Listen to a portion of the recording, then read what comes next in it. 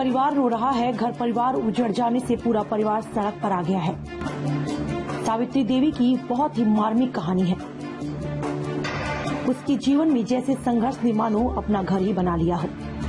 लगभग 60 वर्षों से ज्यादा पूरा परिवार अपने घर पर दुकान रखकर रोजी रोटी चला रहे थे, लेकिन प्रशासन ने अचानक मकान पर बुलडोजर चला दिया, जिससे पूरे परिवार की रोजी रोटी छिन जाने के बाद परिवार की मां आमरण अनशन पर बैठी है।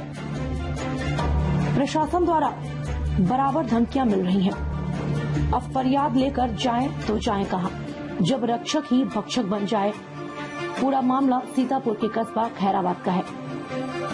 यहाँ पर मोहल्ला अर्जुनपुर में सावित्री देवी 1963 में विवाह कर खैराबाद आई। कुछ वर्षों बाद सावित्री के पति स्वर्ग सिधार गए। इसके बाद से दुखों का पहाड़ खड़ा हो गया। जिस घर में उसकी डोली आई, उसी घर को पाने के लिए उसे 2014 में भी अनशन पर बैठना पड़ा। उस वक्त प्रशासन ने उसकी मांग को सही ठहराया। अब आज वही प्रशासनिक अधिकारी उसे गलत साबित करके उसका घर तो उजाड़ी दिया, और महिला का आरोप है कि उसकी सारी गृहस्थी, रुपया पैसा भी उठा ले गए। उसका पूरा परिवार दर दर भटकने को मजबूर है। हालांकि प्रशासन उसे आवास आसरा अन्य जगह पर तैयार है। आवास आसरा देने के लिए अन्य जगह पर तैयार है। वहीं पीड़ित का कहना है कि 7 साल पहले प्रशासन ने प्रेस नोट जारी करके कहा था कि आपके नाम पट्टा कर दिया जाएगा। सदमे में उसके पिता की मौत हो गई। अचानक हमारे घर पर प्रशासन के कर्मचारी घर पर आ गए और हमारी कोई सुनवाई नहीं की। केवल हम गरीब का मकान उजाड़ दिया गया। जिस अतिक्रमण की बात कर रहे हैं, पूरा अतिक्रमण क्यों नहीं हटाया गया? कहीं तो हमका मार के डाल गए यहाँ।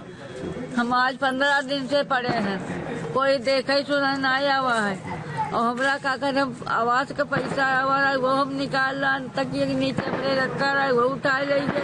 हमारी बिटियन का जेवर, बहू की जेवर सब उठा लेंगे, कुछ नहीं रखेंगे। हमारे घर में खा के दाना नहीं रखेंगे।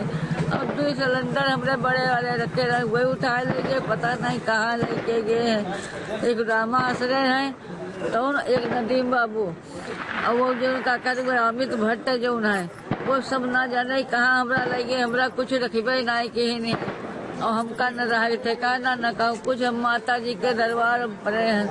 अब हम मैया के सहारे हैं। हमरा जो कुछ निपटारा करे तो मैया करे। परिवार पर अगर इतना जुल्म हो रहा है तो प्रशासन पर भी सवालिया निशान उठाना लाजमी है कि आखिर अवैध रूप से बनी हजारों सड़क किनारे बिल्डिंगों पर कार्यवाही क्यों नहीं की गई? आखिर प्रशासन का उस जगह से इतना मोह माया क्यों है? वो परेशान हमको करना शुरू कर दिया। हमारे पिताजी उस समय जीवित थे, तो जब परेशान करना शुरू कर दिया, उसके पश्चात पापा को इसी बात का हार्ट अटैक पड़ गया। पापा स्वर्गवासी हो गए इसी सदमे में कि हमारे बच्चे कहाँ रहेंगे। उसके बाद ये हुआ कि बात चलती रही, कुछ नहीं हुआ। फिर उसके बाद 2014 में ज्यादा परेशान करने लगे तो हमारी माताजी बुकरताल बैठ गईं। जब बुकरताल बैठी तो 5वें 6ठे दिन अधिशासी अधिकारी नगर पालिका परिषद खैराबाद, जिन्होंने उसकी नपाई करवाई। नपाई करवाने में ये कहा गया कि माताजी 50 साल से यहाँ पे रह रही हैं, आपको कोई परेशान नहीं करेगा और आपके नाम पट्टा कर दिया जाएगा, और जो भी कानूनी प्रक्रिया होगी उसके नाम वो कर करके आपके नाम कर दिया जाएगा। और इसके लिखित अधिशासी अधिकारी नगर पालिका परिषद खैराबाद ने ये दी थी प्रेस विज्ञप्ति करके कि प्रार्थनी 50 साल से वहाँ पर रह रही है।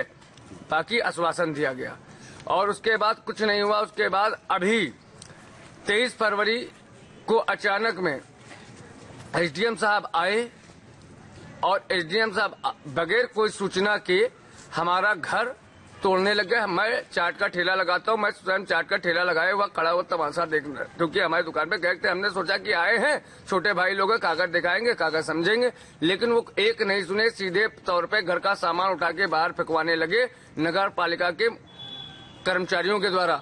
उसके बाद बुलडोजर मंगवाया, ट्राली मंगवाई। बुलडोजर से हमारा पूरा मकान ढहा दिया और सारा सामान, जिसमें हमारी एक बड़ी भाभी, एक छोटे भाई की बीवी, उसका जेवर था, और अम्मा जो कॉलोनी बनवाने के लिए 50,000 रुपया निकाल के लाई थी, वो उनकी तकिया के नीचे रखा था, वो समस्त सामान वो उठा ले गए। यहाँ तक के हम लोगों के कपड़े नहीं छोड़े और राशन पानी नहीं छोड़े हैं।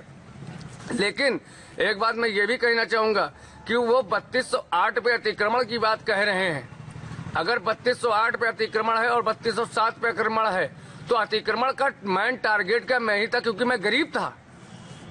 उसी नंबरों पे बिल्डिंगें खड़ी हुई हैं, लोग गोरख धंधे कर रहे हैं, नकली दवाइयां बेच रहे हैं और सेल टैक्स के दायरे में है, उनके ऊपर कोई कार्रवाई नहीं।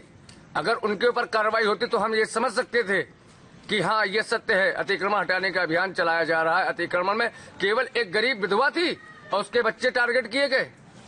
और साथ ही साथ एक बात और कहना चाहूंगा कि माननीय मुख्यमंत्री जी तक अगर हमारी इस वीडियो के माध्यम से बात पहुंचा दी जाए तो मैं ये भी कहूं, क्या मुख्यमंत्री जी किसी गरीब की झोपड़ी हटा करके पुलिस चौकी बनाने का आदेश करते हैं?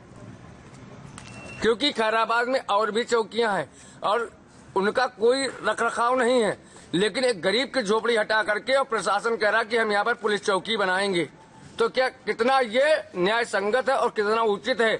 मैं यही कहना चाहूंगा, कृपया हमें न्याय दिया जाए।